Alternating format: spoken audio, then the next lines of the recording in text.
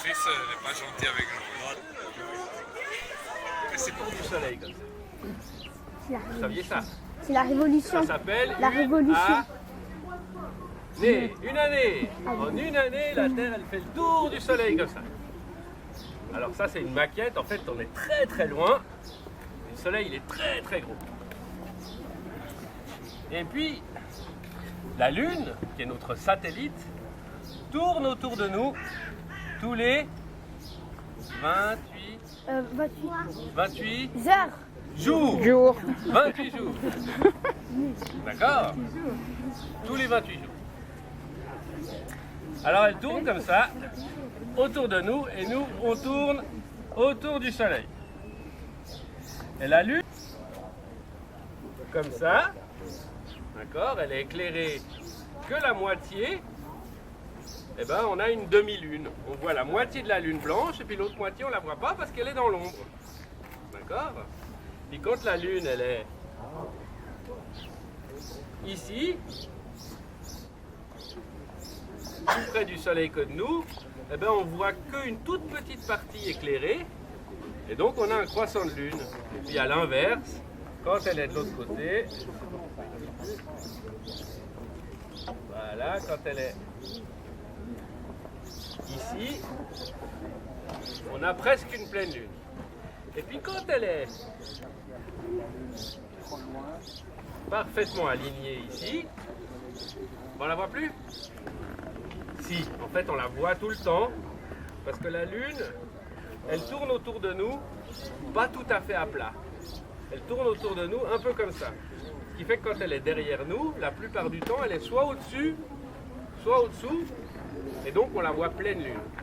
D'accord? Une fois, de temps en temps, elle est parfaitement cachée par la Terre. D'accord? Donc le soleil éclaire la Terre, et l'ombre de la Terre fait qu'on ne voit pas la lune. Vous savez comment ça s'appelle cet événement-là? Une éclipse de... Une éclipse de lune. Une éclipse de lune. D'accord? Et puis à l'inverse, de temps en temps, la lune, elle est entre nous et le soleil. D'accord? Et alors là, elle est soit au-dessus, soit au-dessous. Et comme le soleil nous éclaire, on est ébloui et on ne la voit pas du tout. Ça, c'est les nuits sans lune. Et une fois de temps en temps, elle est parfaitement alignée. Et dans ces cas-là, on a une éclipse de soleil. C'est ce qu'on va voir dans 20 minutes. D'accord? Alors, qu'est-ce qui va se passer? On va passer comme ça dans l'axe de la lumière. Et puis la Lune, il se trouve que elle est toute petite, la Lune. Elle est 400 fois plus petite que le Soleil. Mais elle est aussi 400 fois plus près. Ça tombe bien. Ce qui fait que les disques, on a l'impression qu'ils ont la même taille. Et donc les disques vont venir se superposer l'un à l'autre. Le disque du Soleil qui est lumineux, et puis l'ombre de la Lune qui est noire. Et puis, alors ici, ça ne va pas se superposer parfaitement. Donc il restera un croissant de soleil, mais il y a une bonne partie du soleil qui va être occultée par la Lune. D'accord? À 10h30, ce sera au maximum, et puis il y aura à peu près 70% du soleil qui sera occulté par la Lune. D'accord? Alors, a priori, l'événement a lieu tous les... Comme le plan dans lequel sont le soleil et la Terre et le plan entre le soleil et la Lune sont différents de 5 degrés, ça se passe 2 fois par an. D'accord? Mais ce n'est pas tout à fait le cas parce que le plan de la Lune fait un mouvement comme ça. Ce qui fait qu'au lieu d'avoir lieu tous les 6 mois exactement, ça a lieu tous les 173 jours environ. 173 fois 2, ça fait 346 et non pas 365 et demi. Et donc ça se décale chaque fois. Et puis ça a lieu jamais exactement au même moment.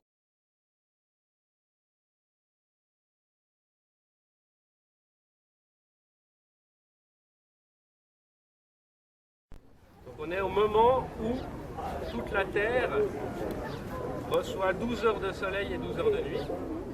Et on se dirige vers l'été. Oui, c'est juste. On se dirige vers l'été et en été le soleil éclairera ici. D'accord. Et on aura plus de soleil que de nuit dans l'hémisphère nord. Voilà. Et donc vraiment l'ombre va faire une balafre comme ça, elle va passer par le Groenland, les îles Faroé, et monter jusqu'au pôle Nord. Ce qui est assez rare en fait que ça passe par le pôle Nord. Il faut vraiment qu'on soit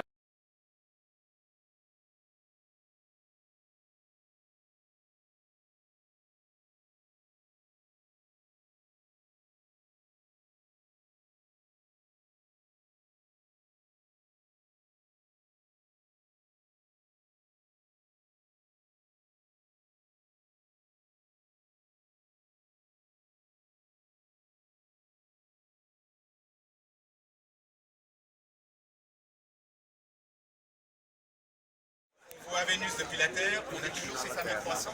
Il n'y a rien qui change par rapport au monde de l'époque. Exactement, ça fait comme ça. Là, elle est noire, mais par contre, comme ça. Et c'est déjà tout maintenant que ça va être dans quelques années. Voilà. Par contre, quand Vénus est de l'autre côté et qu'elle se trouve le plus loin, et c'est là qu'on observe.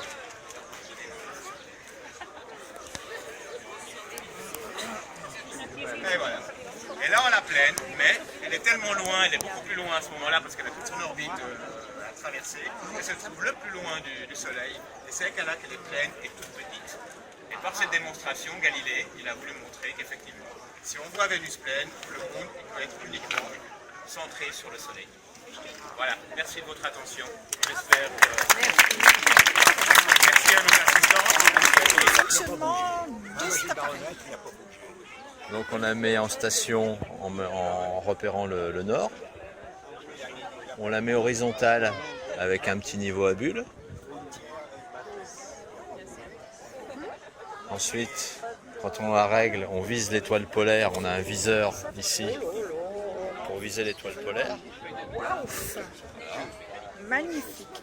Puis on a deux réglages, ici et ici, pour trouver l'étoile polaire. Super. Voilà. Et puis après, une fois que c'est mis en station, on l'aligne par rapport à une, deux ou trois étoiles. Et on a un suivi pour compenser la rotation de la Terre. Donc on a un axe motorisé et un deuxième axe motorisé. Je tourne un peu la caméra. Voilà. Mais on peut aussi tout débrayer Oui, faire tout automatique. et faire tout à la main. Ah, tout à la main. Waouh, Voilà. super. Et avec cet appareil, on peut voir toutes les, comment on appelle, les constellations, tout ça. Ouais. T'as raison, ouais, ça doit être sympa de regarder. Et vous voyez comme si c'était là ou c'est quelle puissance, par exemple? Bah, je peux grossir correctement jusqu'à 180 fois sur cet appareil. Maintenant, souvent, il ne faut pas trop grossir, ça dépend de ce qu'on regarde. Donc pour regarder des planètes comme Jupiter ou Saturne, c'est très bien. Maintenant, pour regarder des nébuleuses ou des choses comme ça, ou des amas, il vaut mieux grossir 50, 80 fois, ou voire même moins, même 30 fois, ça suffit largement. Là, il y a une batterie pour alimenter. C'est une batterie, c'est un booster pour les voitures, ça fait batterie 12 volts, ça suffit. On n'arrête pas le progrès, comme on dit. Ouais. Et vous faites des films ou pas? Non. Ah, ça tombe bien. Moi j'ai vu. Tous les 28 jours, le soleil, la lune et la terre sont alignés. T'as moyen de voir l'éclipse, hein? Regardez comment ça bouge, c'est marrant. Génial. Non, là, ça bouge plus, là. Voilà, super. Et voilà, et sur les tablettes, on a donc l'éclipse en direct.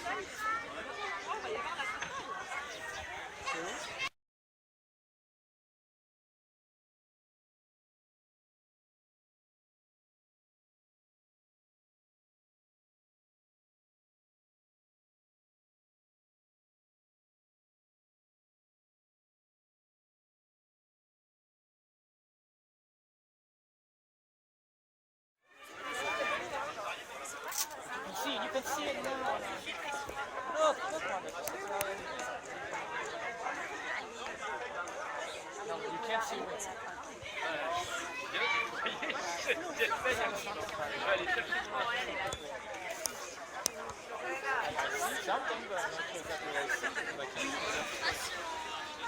laissez de voir? Oui, volontiers.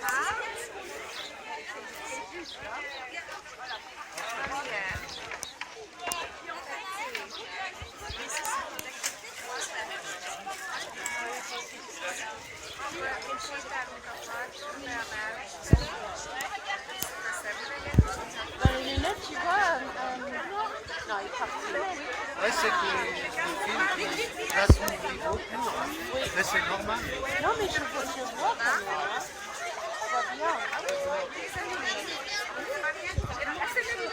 Tu vois, avec les lunettes,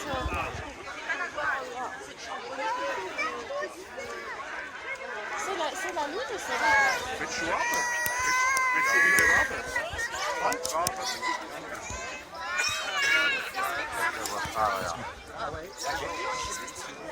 So.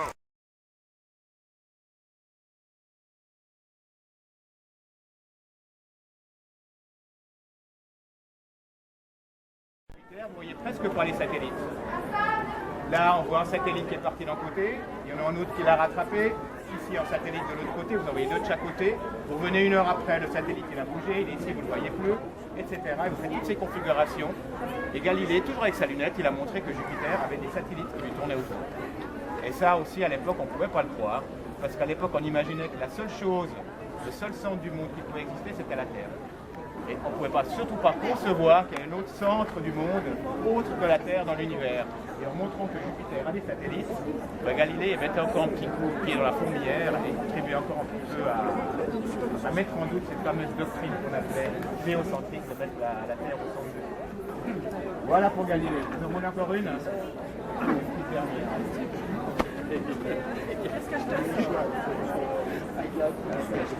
On va aller un peu plus loin.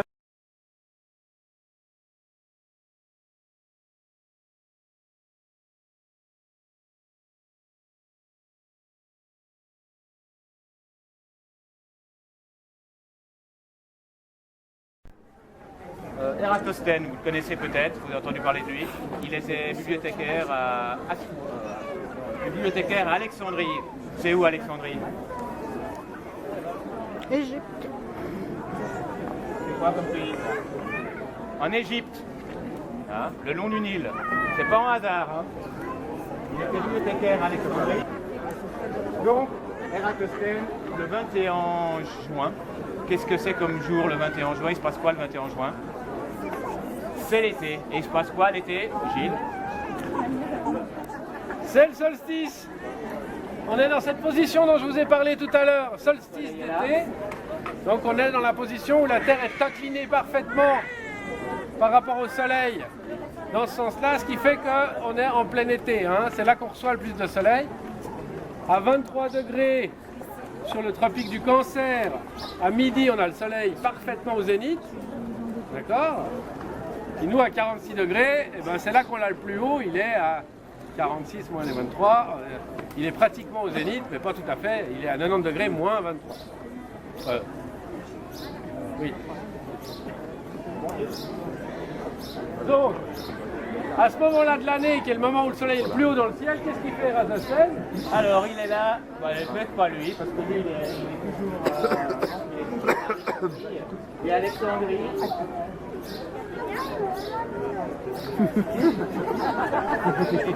Vous arrivez à une ville qui s'appelait égyptienne, qui s'appelle aujourd'hui Assouan. Et on lui rapporte que le 21 juin, un puits à Assouan est éclairé par le soleil. Le rayon du soleil, le seul jour de l'année où le rayon du soleil arrive à éclairer le fond d'un puits à Assouan, c'est le 21 juin. Voilà, le soleil, en rayon du soleil. On voit qu'il éclaire le fond de ce puits ici à Assouan. Alors, vous pouvez en déduire quoi sur Assouan, après ce que je viens de vous expliquer? Assouan est disposé sur le tropique du Cancer. Bravo! Voilà. Et plus au nord. Il y en a un qui suit, quoi. Ouais. Les autres, vous faites quoi? Ok. Et plus au nord, on lui rapporte ça. Donc il y a notre ami Eratosthène qui est bibliothécaire. Il fait la même mesure. Et lui, il a un obélisque, parce qu'il y a plein d'obélisques toujours en Égypte. Il y a des Romains à l'époque. Donc il fait ses mesures. Et il trouve que le soleil n'est pas vertical comme il est à Assouan. Il trouve même qu'il est en petit angle. Pas beaucoup, mais à peu près, il arrive à mesurer ça relativement facilement. Il trouve un angle d'environ 7,2 degrés. C'est pas anodin cet angle. Et Eratosthène, c'est là le génie du bonhomme, hein, parce que simplement avec la puissance de la géométrie, on n'était pas en train de faire des équations à l'époque, des mathématiques, il n'y avait pas. Donc simplement avec le raisonnement des triangles, vraiment de la géométrie, de la belle géométrie de base, il arrive à montrer que ces 7,2 degrés ici, qui se retrouvent ici, si on prolonge ces rayons du soleil qui sont parallèles, ça c'est important, parce qu'à l'époque il y a plein de gens qui pensaient que le soleil était très proche de la Terre, et que le soleil nous éclairait comme des pommeaux d'arrosoir, les rayons du soleil sont des pommeaux d'arrosoir. Mais non, là, les rayons du soleil sont parallèles. Et Eratosthène, il a montré que ce rayon de soleil, l'angle de ce rayon de soleil ici sur l'obélisque, si on prolongeait l'obélisque au centre de la Terre, si on prolongeait le puits au centre de la Terre était bien sûr, lui, il pensait très fort que la Terre était ronde, hein, il n'y avait même pas de certitude, mais lui, il le pensait. On arrive à retrouver le même angle ici qu'ici. Et donc ensuite, avec un simple calcul trigonométrique, je ne fais pas les détails, il envoie quelqu'un marcher depuis le pied de l'obélisque à Alexandrie jusqu'à Assouan. À l'époque, il y a des gens qui étaient payés pour ça, ils étaient fouettés pour ça. Il devait marcher un nombre de pas régulier, ça s'appelait, je crois, du Bémaris, je ne suis pas sûr du terme. Et il trouve la distance entre Alexandrie et Assouan. Il marche. Il traduit cette distance cette longueur en stade, c'est l'unité de mesure à l'époque. Et puis surtout, il arrive à trouver que cet angle ici, 7,2 degrés, ça fait une petite fraction de l'arc terrestre. Qui correspond à l'angle ici, on connaît la distance de cet arc qui fait 7,2 degrés. 7,2 degrés, coup de bol, c'est à peu près la 50e partie, vous multipliez 7,2 par 50 et vous faites le périmètre, vous avez les 360 degrés du périmètre de la Terre. Donc vous mesurez cette distance et hop, il arrive à trouver ce fameux chiffre 40 000 km périmètre de la Terre. Et la valeur, elle est quasiment, date de 2000 ans en arrière, et Eratosthène, sans rien, sans GPS, il a trouvé la valeur à quelques centaines de kilomètres près, ce qui mérite quand même pas mal d'applaudissements pour Eratosthène.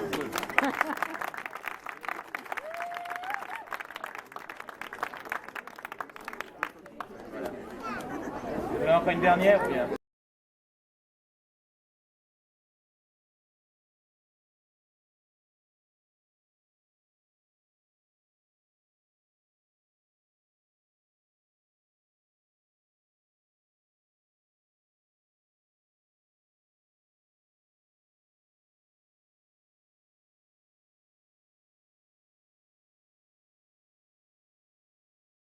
Soleil, qui est considéré à l'époque comme une planète comme une autre. Tout ça tourne autour de la Terre. Et Vénus a une petite particularité que les astronomes de l'époque essayaient d'expliquer, une trajectoire un petit peu particulière qu'ils n'arrivaient pas très bien à expliquer avec des cercles simples. Donc Vénus, pour eux, tourne toujours comme ça. La Terre est au centre et puis il y a Vénus qui fait des boucles comme ça autour du Soleil. Elle est toujours dans cette position. Et ce qui nous intéresse là, c'est Vénus. Hein, vous savez, Vénus se trouve, c'est la deuxième planète la plus proche. Voilà. Dans le vrai monde, on sait que maintenant elle est plus proche du Soleil. Hein. Il y a Mercure et il y a Vénus ensuite. Mais pour les gens de l'époque, quand ils regardaient Vénus, elle a une particularité, c'est appelé l'étoile du berger. On la voit jamais pleine. On voit des croissants de Vénus. Hein. Vous avez déjà vu Vénus, ce petit croissant qu'on voit quand le Soleil se couche. Alors Vénus, on l'a représenté ici.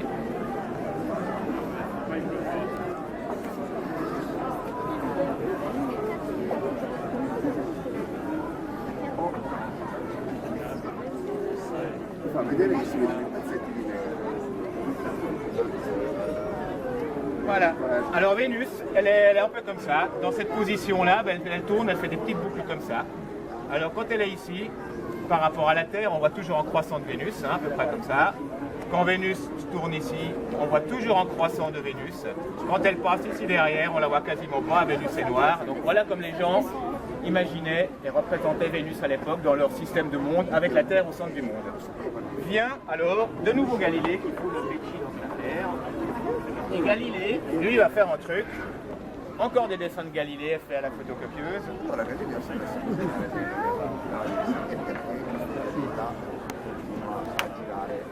Alors Galilée, je sais pas, ça c'est une représentation, il dessinait peut-être pas très bien Galilée, ça c'est les Saturne, comme il représentait Saturne à part ça, c'est assez rigolo. Et ça c'est ce qui est intéressant, c'est ce qu'il voit lui à la lunette. Il faut imaginer que les Grecs qui imaginaient ce monde n'avaient pas de lunettes. Hein. Et on ne pouvait pas faire des observations comme aujourd'hui, ils faisaient tout ça de manière indirecte, par le calcul essentiellement. Et Galilée, lui à la lunette, qu'est-ce qu'il voit? Il voit ça. Et qu'est-ce que c'est ça? C'est Vénus. C'est Vénus qui est en croissant. Mais on voit que le croissant il diminue et il montre Vénus qui est quasiment pleine à la fin.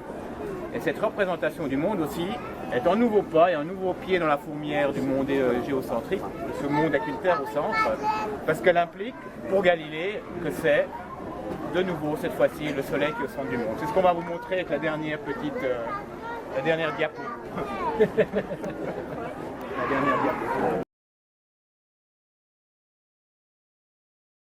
Et puis, elle est où Vénus? Ça c'est la représentation de Galilée. Et dans cette représentation, Vénus elle doit changer de taille, je suis désolé, elle va avoir la même taille que la Terre. Direct. Donc, dans cette configuration, Galilée il montre ces fameux petits dessins. Ah bah elle est là, ouais. Ah bah voilà, Vénus. Voilà. Merci. Regarde.